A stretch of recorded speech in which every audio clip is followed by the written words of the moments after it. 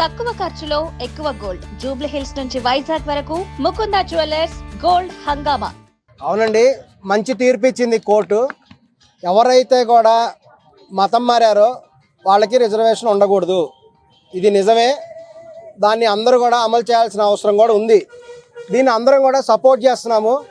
దీనికి మెయిన్ ఏంటంటే దళితులు అంటే ఎస్సీ అంటారు. ఈ ఎస్సీ అనేటువంటి వాళ్ళు ప్రధానంగా కూడా హిందూ మతంలో వీళ్ళకి రిజర్వేషన్ కల్పించడం జరిగింది. హిందూ మతంలో ఒకప్పుడు ఈ దళితులు అనే పేరుతో ఉన్న వాళ్ళు కొన్ని కులాల వాళ్ళు కూడా అంటరానితనం అనుభవించారు. చాలా దారుణమైన పరిస్థితులు అనుభవించారు. ఈవెన్ అంబేద్కర్ గారు కూడా ఒక పెద్ద ఉద్యోగం చేసినప్పటికీ కూడా ఆయన్ని కూడా ఎవరు తాకలేదు. ఆయన కింద ప్యూను కూడా ఆయన గౌరవం ఇవ్వలేదు. ఆయన ఫైల్ ఇస్తే ఫైల్ ఇస్తే ఆయన ముఖాన్ని ఇలా పడేసేవాడట టేబుల్ మీద. ఇటువంటి పరిస్థితి ఉంది. అందుకని రిజర్వేషన్ పెట్టడం జరిగింది. కానీ తర్వాత కాలంలో ఏంటంటే ఈ క్రిస్టియన్ మతంలో చాలామంది మారడం జరిగింది. క్రిస్టియన్ మతంలో మారినటువంటి వాళ్ళందరూ కూడా వాస్తవానికి చాలా చర్చిలు కూడా ఇచ్చేటువంటి బాప్టిజం సర్టిఫికేట్లు ఫేక్ సర్టిఫికేట్స్. ఇది గుర్తుపెట్టుకోవాలి. ఎవడు కూడా ఏ చర్చ్ అయినా సరే ఇచ్చేటువంటి బాప్టిజం సర్టిఫికేట్లు ఫేక్ సర్టిఫికేట్లే. వాటికి చట్టబద్ధత లేదు. చట్టబద్ధత లేని ఫేక్ సర్టిఫికేట్లని చర్చిలు ఇస్తున్నాయి. ఇది గమనించాలి. అంటే మొన్నట్లో కూడా ఆక్విడ్ లో ఏదైతే ఇష్యూ అయిందో డిప్యూటీ స్పీకర్ పైన దాడి జరిగిందో ఆ తర్వాత ఆయన ఏం చేశారు అంటే ఏవైతే ఇల్లీగల్ చర్చెస్ ఉన్నాయని చెప్పి చెక్ చేస్తే ఒకే మండలంలో 113 చర్చిలు ఇల్లీగల్ గా ఉన్నాయి. ఒక మండలంలో అలా ఉంటే మొత్తం ఆంధ్రప్రదేశ్ ఎన్ని ఇల్లీగల్ కట్టుంటారో అది చెప్పండి. అవునండి, ఇది ఏమవుతుందంటే రాజారెడ్డి గారి నుంచి కూడా ఇది ఒక ఎంప్లాయ్మెంట్ స్కీమ్ అయిపోయింది.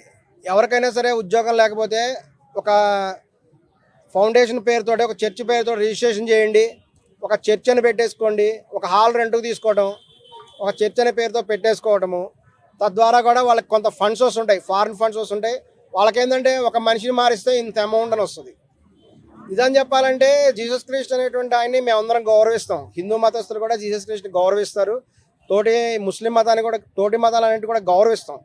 కానీ వాళ్ళందరూ ఏంటంటే దేవుడు ఫోటోలన్నీ తీసి పక్కన పడేయండి, బయట పడేయండి, ఇటువంటి విద్వేషాలని రెచ్చగొట్టడం కూడా జరుగుతుంది.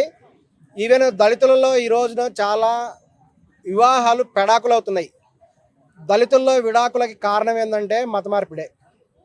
దళితుల్లో హిందూ దళితులు, క్రిస్టియన్ దళితులు 2 రకాలు తయారయ్యారు. వాళ్ళిద్దరూ పెళ్లి చేసుకున్నప్పుడు అమ్మాయి క్రిస్టియన్ అయ్యి అబ్బాయి హిందూ ఉన్న, అబ్బాయి క్రిస్టియన్ ఉండి అమ్మాయి హిందూ అయినా పెళ్ళవంగానే వాళ్ళ మధ్య గొడవలు వస్తున్నాయి, విడాకులు అయిపోతున్నాయి. ఈ రోజున దళితుల్లో చాలామంది కూడా విడాకులు అయ్యి కోట్ల చుట్టూ తిరుగుతున్నారు. దీనికి కారణం మత మార్పిడే అనేటువంటిది కూడా గమనించాల్సిన అవసరం ఉంది. ఎవరైనా సరే మరి మతం మారకూడదా? మారచ్చు. రాజ్యాంగం ఇచ్చిన దాని ప్రకారం మతం మారడానికి వాళ్ళకి హక్కు ఉంది. మరి మతం మారితే ఏంటి పరిస్థితి అని కూడా చూస్తే మతం మారితే వాళ్ళు బీసీసీ కేటగిరీ కిందకు వస్తారు.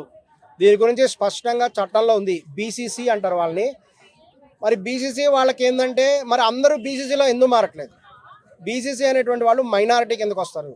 క్రిస్టియన్ మతము, ముస్లిం మతము, జైన మతము, సిక్కు మతం ఇలాంటి మైనారిటీ మతాలు అంటారు. మరి ఎందుకు మారట్లేదంటే వాళ్ళకి కేవలం 2% మాత్రం రిజర్వేషన్ ఉంటుంది. నీకు హిందువుగా ఉండి 15% రిజర్వేషన్ కావాలా, క్రిస్టియన్గా మరి 2% రిజర్వేషన్ కావాలా అని క్వశ్చన్ వేసుకుంటున్నారు చాలామంది. వీళ్ళకి 15% రిజర్వేషన్ ఉంటేనే బెస్ట్ కదా. 15% ఉంటే అవకాశాలు ఎక్కువ ఉంటాయి. అదే 2% ఉంటే అవకాశాలు తక్కువ ఉంటాయి. అందుకని ఎవరు మారట్లేదు. దీని గురించి కూడా మారిన వాళ్ళకి అవకాశం ఇవ్వాలని చెప్పేసి ఇదివరకు మన దేశంలో ఈ మధ్య గరికపాటి గారు కూడా చెప్పారు కదా. దిక్కుమాలింది ఏంటంటే ఓట్లు. ప్రతి రాజకీయ నాయకుడు మళ్ళీ వాళ్లే కావాలి, మేమే గెలవాలనుకుంటారు. కాబట్టి మరి ఓట్లు కావాలంటే ఏం చేయాలి? దళిత ఓట్లు కూడా ముఖ్యమైనటువంటి భాగమే. ఒక పార్టీ గెలవాలంటే దళితులు కూడా ఓట్లు వేస్తేనే గెలుస్తారు. కాబట్టి వీళ్ళందరూ కూడా ఇట్లా మతం బీసీసీగా మారిన, క్రిస్టియన్ మతంలో మారిన వాళ్ళకు కూడా రిజర్వేషన్లు అప్లై అవుట్ చేయడానికి చంద్రబాబు నాయుడు గారు లాంటి వాళ్ళు కూడా అసెంబ్లీలో తీర్మానం చేసి పంపించారు. ఈవెన్ తెలుగు రాష్ట్రాల్లో 2 కూడా తీర్మానం చేయడం జరిగింది. కానీ వీటిని సెంట్రల్ గవర్నమెంట్ కూడా ఒప్పుకోవట్లేదు. సెంట్రల్ గవర్నమెంట్ స్థాయిలో కూడా ఆపేశారు. సో ఖచ్చితంగా ఎవరైతే హిందూలో ఉండే దళితులకు మాత్రమే 17% రిజర్వేషన్లు వస్తాయి. మీరు కనుక ఎస్సీలుగా ఉన్నటువంటి వాళ్ళు కనుక క్రిస్టియన్ మతంలోకి, ముస్లిం మతంలోకి మారితే మీకు రిజర్వేషన్ రాదు. ఎందుకు రాదంటే క్రిస్టియన్ మతంలో అంటరానితనం ఉందా? లేదు కదా. క్రిస్టియన్ మతంలో అంటరానితనం లేదు, ముస్లిం మతంలో అంటరానితనం లేదు కాబట్టి అక్కడ మీకు ఎటువంటి ఇబ్బంది లేదు కదా. మీరు స్వేచ్ఛగా వెళ్ళగలుగుతున్నారు. మరి అటువంటిప్పుడు మీకు రిజర్వేషన్ ఎందుకు కల్పించాలి? అసలు రిజర్వేషన్ ఎందుకు ఇవ్వాలి? ఒక మనిషికి మొత్తం ఫ్రీ కదా. ఇప్పుడు ఒక వ్యక్తి ఎస్సీగా ఉంటే అతనికి ఎన్ని ఫెసిలిటీస్ ఉంటాయంటే పుట్టినప్పటి నుంచి అతను ఎంత చదువైన చదవనండి మొత్తం ఫ్రీ. మొత్తం ఫ్రీ కదా, ఎవ్రీథింగ్ ఇస్ ఫ్రీ. మరి ఈ మధ్య నిన్ననే కూడా కృష్ణమాది గారు కూడా వచ్చి దీని గురించి మాట్లాడడం జరిగింది. అసలు ఆయన కులాలే ఉండకూడదు అంటాడు. మరి కులాలే కనుక లేకపోతే వీళ్ళకి మొత్తం ఫీజులు కట్టుకోవడానికి రెడీగా ఉన్నారా? ఎస్సీ వాళ్ళందరూ ఫీజులు కట్టాల్సి వస్తుంది. ఎంతమంది కడతారు? కట్టలేరు కదా. కులం బేస్ చేసుకునే వీళ్ళకి ఫీజు రీఎంబర్స్మెంట్ వస్తున్నది. కులం బేస్ చేసుకునే 15% జాబ్స్ వస్తున్నాయి. ఈ రోజున చాలామంది ఉద్యోగాలు ఎస్సీలు సంపాదించారంటే కేవలం క్యాస్ట్ బేస్ మీద అని గుర్తించాలి. నిజంగా కూడా ఇండియాలో కులాన్ని రద్దు చేస్తే ఇండియా మొత్తం అల్లకల్లోలం అవుతుందని కృష్ణమాది గారు తెలుసుకోవాలి. కృష్ణమాది గారు చెప్పిన దాన్ని తీవ్రంగా ఖండిస్తున్నాం. కృష్ణమాది గారు మీకు క్వశ్చన్ వేస్తున్నా, మీరు ఎప్పుడైనా చెప్పులు కుట్టారా? మాది కులస్తులు చెప్పులు కుడతారు తెలుసు మీకు. మరి మీకు ఎప్పుడైనా చెప్పులు కుట్టారా మీరు? మరి అటువంటిప్పుడు మీరు ఎలా కామెంట్ చేస్తున్నారు? కులాన్ని తీసేయమని ఏ విధంగా అంటున్నారు?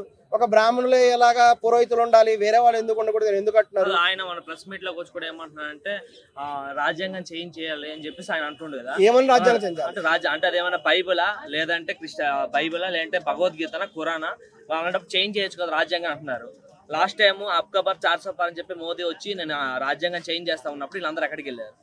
మరి కృష్ణమాది గారు మీరు అంబేద్కర్ గారికి వ్యతిరేకులా అనేది ఖచ్చితంగా చెప్పాలి. ఈ రోజున రాజ్యాంగం ఉందంటే అంబేద్కర్ గారు రాసిన రాజ్యాంగం కదా అందరూ గౌరవిస్తుంది. మరి ఇప్పుడు కృష్ణమాది గారు వచ్చేసి రాజ్యాంగాన్ని మార్చేయాలని చెప్తే అంటే అంబేద్కర్ని తీసి పక్కన పెట్టినట్టే. ఇంకా అంబేద్కర్ చెప్పినటువంటి సిద్ధాంతాలన్నీ తీసి పక్కన పెట్టేయాలి. రిజర్వేషన్ కూడా ఆయన కులాలన్నీ రద్దు చేయాలంటే అర్థం ఏంటి? రిజర్వేషన్ ఎత్తేయాలని అర్థం. రిజర్వేషన్ అర్థం చేస్తాం. అసలు చాలా అవమానించాడు ఆయన. మేము బ్రాహ్మణ కులానికి చెందిన వాళ్ళం. మేము బ్రాహ్మణ కులానికి చెందినప్పటికీ కూడా ఇతర కులాలన్నింటి కూడా మేము గౌరవిస్తున్నాం. కానీ కృష్ణమాది గారు నేను చెప్పిన ప్రెస్ మీట్లో కూడా అతను మాదిగా ఉండి మాది కులస్తులను అవమానం చేశాడు.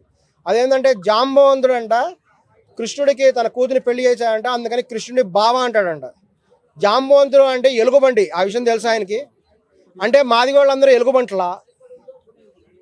ఆన్సర్ చెప్పాలి కృష్ణమాది గారు. మీరు మాది వాళ్ళందరూ ఎలుగుబంటి నుంచి వచ్చారా అనే దానికి ఆన్సర్ చెప్పాలి. ఆయన అట్లా డైరెక్ట్గా అయినా ఇండైరెక్ట్గా అయినా మీ కులాన్ని మాది కులాన్ని అంబేద్కర్ గానే అవమానించినట్టు అయింది.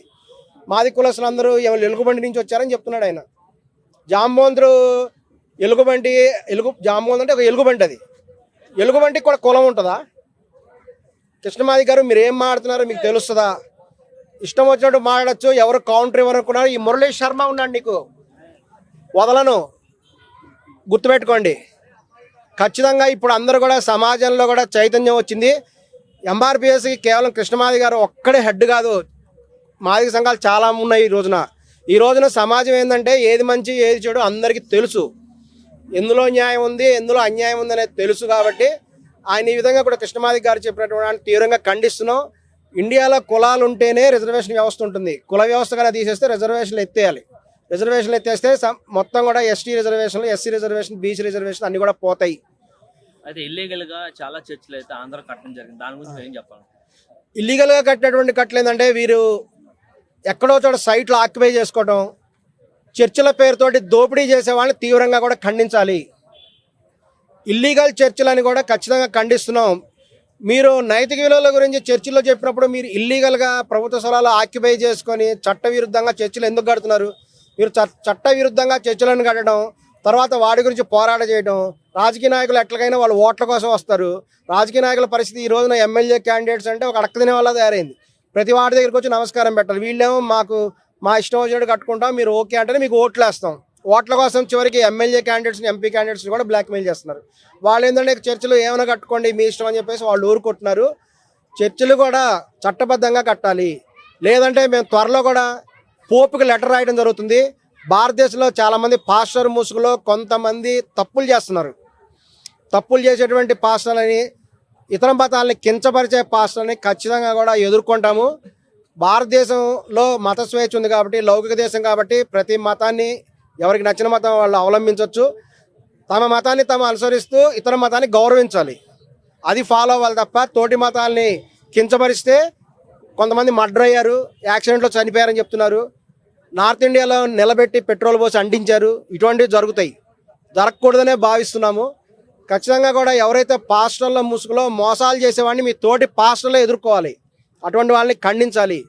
ఓట్ల రాజకీయాలు చేయొద్దు దయచేసి. మతం అనేది ఒక పవిత్రమైనటువంటిది, పవిత్రమైన భావనతో ఉంటుంది. కాబట్టి మీరు ఓట్ల రాజకీయాల కోసము ఏదో ఆక్రమణలు చేద్దాము, డబ్బు సంపాదించుకోవడానికి పాస్టర్లు అవుతున్నారు కొంతమంది. అటువంటివి అవ్వద్దు.